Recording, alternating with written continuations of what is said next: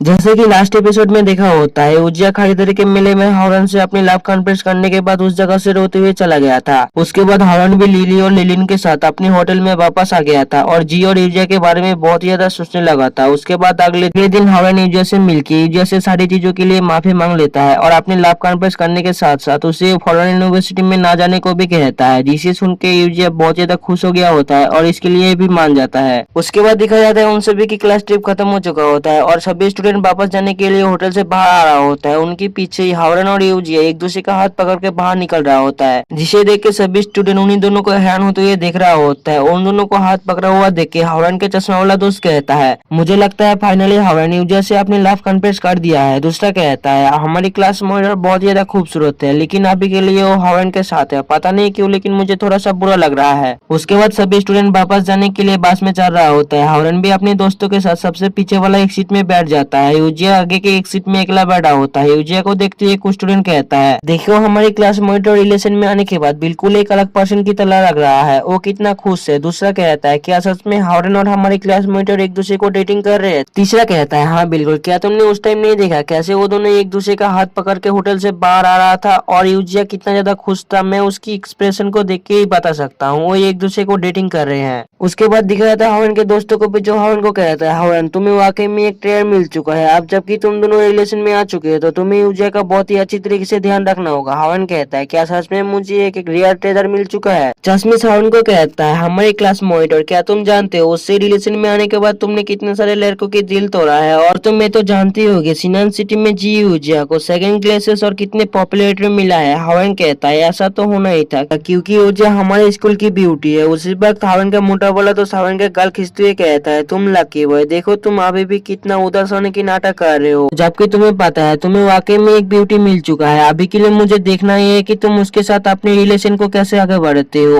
और हम तुम्हें बता दें, अभी के लिए तुम जीजा पर बैठे हो, वो सीट सिंगल लोगों के बैठने की जगह है, इसलिए तुम्हारे लिए बेहतर होगा तुम जल्दी से इस जगह से चले जाओ। ये बोल के वो दोनों हावरन को धक्का देके यूजिया के पास भेज देता है। हावरन भी आगे आके यूजिया के साथ ही बैठ जाता है, जिससे यूजिया थोड़ा सा शर्मा जाता है। हावरन यूजिया से कहता है, तुम्हें परेशान होने की जरूरत नहीं, मेरे दोस्तों को थोड़ा सा मजाक करना पसंद है। उसी वक्त यूजिया हावरन के कंधे पे अपनी सर रख देता है, जिससे हावरन बहुत ही ज्यादा शर्मा जाता है। यूजिया हावरन को कहता है, तुम्हें ऐसा कहने की कोई भी जरूरत नहीं, दरअसल मुझे भी तुम्हारे साथ ऐसे बैठने में बहुत ही ज्यादा अच्छा लग रहा है। उसके बाद कहता है हावरन, लास्ट नाइट जो मैंने देखा था वो क्या मेरा कोई सपना था या सच में ऐसा हुआ था? हावरन कहता है, वो तो मुझे नहीं पता वो तुम्हारा सपना था या सच था, लेकिन इस बारे में हम लोग मिसेस फ्रैंक से जान सकते हैं। हम लोग स्टेशन सिटी में वापस जाने के बाद मिसेस फ्रैंक से मिलने के लिए जाएंगे, जिसके लिए यूजिया भी मान जाता है। उसके कुछ घंटे तक बस में ट्रेवल करने के बाद वो सभी स्टेशन सिटी में पहुंच जाता है। हावरन और यूजिया बस से उतर के सीधे मिसेस फ्रैंक से मिलने के लिए उसके घर के सामने आ जाता है। यूजिया गेट को नॉक करते हुए कहता है, मिसेस फ्रैंक क्या आप अंदर है? मैं आपसे मिलने के लिए आया हूँ। लेकिन अंदर से कोई भी रिप्लाई ना आता हुआ देख के यूजिया हावरन से कहता है, मिसेस फ्रैंक अंदर से कोई भी जवाब नहीं दे रहा है, क्या उनके साथ कुछ बुरा हो सकता है? इन कुछ दिनों में उनकी तबीयत कुछ ठीक नहीं लग रहा था। हावरन यूजिया से कहता है, तुम्हें चिंता करने की कोई भी जरूरत नहीं, मिसेस फ्रैंक हमारी तरह कोई मोटर नहीं है, उन्हें कुछ नहीं होगा। अभी के लिए हमें ये सोचना चाहिए हमें इस गेट से अंदर कैसे जाएंगे।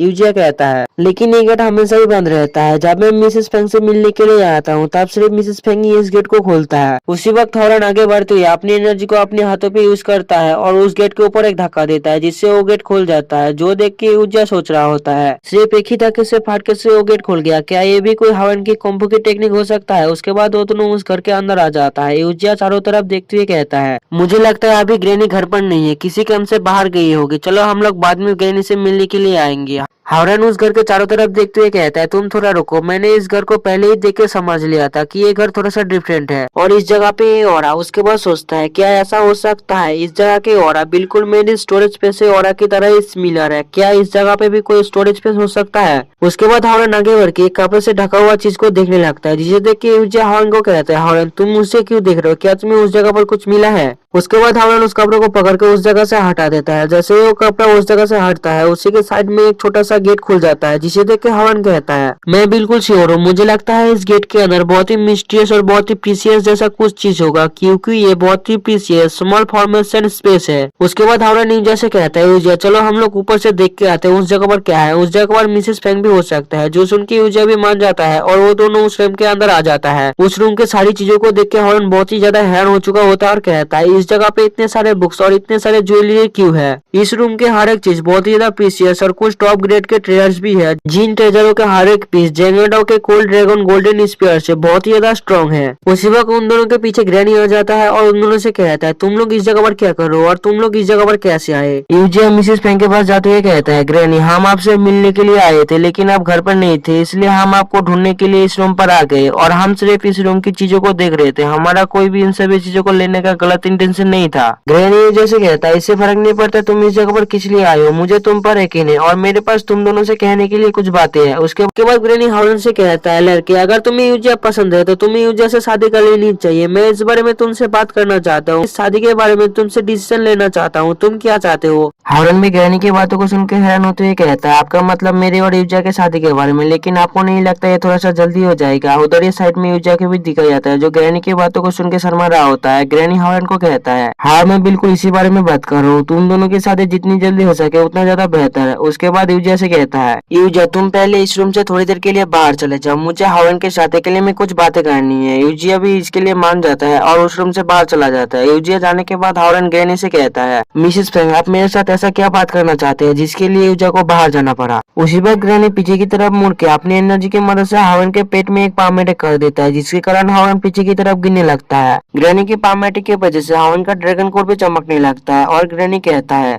मैंने यूजिया को प्रोटेक्ट करने के लिए तुम्हारे ड्रैगन कोर के कुछ लेवल को अनलॉक करने में तुम्हारी मदद कर दिया हूँ, और अगर ड्रैगन टैप तुम्हारी और यूजिया की इस मामले को फिक्स नहीं करता है तो फिर मैं तुम दोनों के लिए इस मामले को खुद ही फिक्स कर दूंगा। उसके बाद दिखाया था हॉर्न को भी, जो उस जगह से टेलीपोर्ट होकर अपने स्कूल के कैफेटेरिया में पहुंच गया होता है, जिसके आगे उसके दोस्त खाना खा रहा होता है और वो उसे हैरानी से दिख रहा होता है। जबकि हॉर्न ग्रैनी के बारे में सोचते हुए कहता है, मिसेस फेंग ने सिर्फ अपनी एक ही हाथ की मदद से स्पेस को ब्रेक करके मुझे इस जगह पर ट्रांसफर कर दिया है। उसके साथ ही अपने पाम टेक्निक की मदद से मेरे ड्रैगन कोर के लेवल को 3 लेवल के हिसाब से अप कर दिया है। अगर मेरे ड्रैगन कोर और एक लेवल के हिसाब से अनलॉक हो जाता है तो फिर मैं अपनी ड्रैगन कोर के 3rd रियलम तक पहुंच सकता हूँ। उसके बाद हॉर्न कहता है, मुझे लगता है मिसेस फेंग 8 रियलम के कल्टीवेटर से भी बहुत ज्यादा पावरफुल है और ऐसा भी हो सकता है वो अपने नेशन सोल लेवल पर हो। उसी वक्त उसके दोस्त कहता है, हॉर्न क्या तुम अभी इसी जगह पर ही थे? ऐसा लग रहा है तुम अचानक से इस जगह पर आ चुके हो। हॉर्न कहता है, तुम दोनों सही कह रहे हो, मैं अभी इस जगह पर आया हूँ। चश्मिश हॉर्न को कहता है, अच्छा ठीक है, तुम इस जगह पर आ चुके हो और क्या तुम्हें ये पता है हाल ही में स्टेशन सिटी के अंदर एस्ट्रोनॉमिकल फिनोमिना के अबनॉर्मल चेंजेस की मदद से जानकारी मिली है कि स्टेशन सिटी के अंदर कुछ बहुत ही अबनॉर्मल और इम्पोर्टेंट जैसा कुछ होगा। हॉर्न कहता है, स्टेशन में ऐसा कैसे हो सकता है, तुम बस बारी बारी फेंकना बंद करो। जबकि मन में कहता है, क्या मोटल भी 9 ड्रैगन पैलेस के अबनॉर्मलिटी को प्रेडिक्ट कर सकते हैं? उसी वक्त चश्मे हॉर्न के पास आते हुए कहता है, बिल्कुल मैं तुम्हारी और यूजिया की रिलेशनशिप के बारे में बात कर रहा हूँ और तुम्हारे पास जो वो ट्विंस बहन तुम्हारे साथ ही रहता है वो दोनों तुम्हारी और यूजिया के लिए स्टेशन सिटी को अपसाइड डाउन कर सकता है। उसी वक्त मोटा वाला दोस्त भी हॉर्न के पास आते हुए कहता है, इसलिए हॉर्न क्या तुम हमारे साथ हाथ मिलाना चाहते हो? उन दोनों जुड़वा बहन के साथ हमारे एंटिटीज के बारे में तुम क्या सोचते हो? उसके बाद दोनों एक साथ कहता है, हॉर्न तुम्हें तो पता है हम दोनों बहुत ही लंबे टाइम से सिंगल है, इसलिए उन दोनों जुड़वा बहन के साथ हमारे रिलेशन में आने के लिए तुम्हें हमारी मदद करनी होगी। उन दोनों की बातों को सुनकर हॉर्न मन में सोच रहा होता है, हाँ मैं तुम लोगों की मदद कर देता, लेकिन मुझे नहीं लगता तुम दोनों उन दोनों को संभाल सकते हो। उसी वक्त टीचर ऑफिस से मित्सु माइक की मदद से हॉर्न को जल्दी से अपने ऑफिस में आने को कहता है, जिसे सुन के हॉर्न भी जल्दी से मित्सु के ऑफिस में आ जाता है। हॉर्न को देख के मित्सु कहता है, हॉर्न क्या तुम 9 ड्रैगन पैलेस के अंदर जाने के लिए पूरी तरीके से तैयार हो चुके हो? और मैं तुम्हें पहले ही बता दूं, इस बार पहले वाले के हिसाब से बहुत ही ज्यादा इन्फ्लुएंशियल होगा। इस बार 6-7 के हाफ से भी ज्यादा सेक्स इस 9 ड्रैगन पैलेस के अंदर एंटर होने के लिए उस जगह पर अटेंड होंगे। हॉर्न कहता है, हाँ मैं पूरी तरीके से तैयार हो चुका हूँ। 9 ड्रैगन पैलेस के अंदर से और ऑप्शन से लाया हुआ कुछ टॉप ग्रेड की पिल्स और एक 5 एलिमेंटल सोर्ड आर्ट की बुक जिसे मिसेस फेंग ने मुझे दिया था, और मेरे अंदर एक ड्रैगन कोड जो लगभग 3rd रियलम तक पहुंच चुका है। उसके बाद हॉर्न 9 ड्रैगन पैलेस की तरफ देखते हुए कहता है, मित्सु क्या आप सच में ये चाहते हैं कि मैं लो फैमिली की वो दोनों बहनों को इस जगह पर ना बुलाऊं? मित्सु कहता है, बिल्कुल भी नहीं, इस बार बहुत सारे लोग 9 ड्रैगन पैलेस के अंदर जाने के लिए एक जगह पे इकट्ठा हुए हैं जो उस जगह के चारों ओर बिखरे हुए हैं और ये मेरी एक्सपेक्टेशन से बहुत ही ज्यादा है, इसलिए हमें उस जगह पे कुछ ज्यादा लोगों की जरूरत नहीं होगी। उसके बाद मिसो हॉर्न के चेहरे से पकड़ के अपने मुंह को हॉर्न के करीब लाने लगता है, जिससे हॉर्न बहुत ही ज्यादा समय लगता है। उसके बाद मिसो अपने सर को हॉर्न के सर के साथ लगाते हुए कहता है, मैं हम दोनों के ऊपर एक स्पेशल बैरियर लगा रहा हूँ ताकि कोई भी मोटल हमें उड़ते हुए उस नाइन ड्रैगन पैलेस के अंदर जाते हुए ना देखे। उसके बाद अपनी स्पिरिचुअल स्वॉर्ड को बाहर निकल के उसके ऊपर चढ़ जाता है और कहता है, हावरन चलो अभी के लिए हम चलते हैं। हावरन भी जल्दी से अपनी स्टोरेज स्पेस से लिटिल लाइट को बाहर निकल के उसके ऊपर चढ़ जाता है। उसके बाद वो दोनों नाइन ड्रैगन पैलेस के लिए निकल जाता है और इसी जगह पर एपिसोड एंड होता है।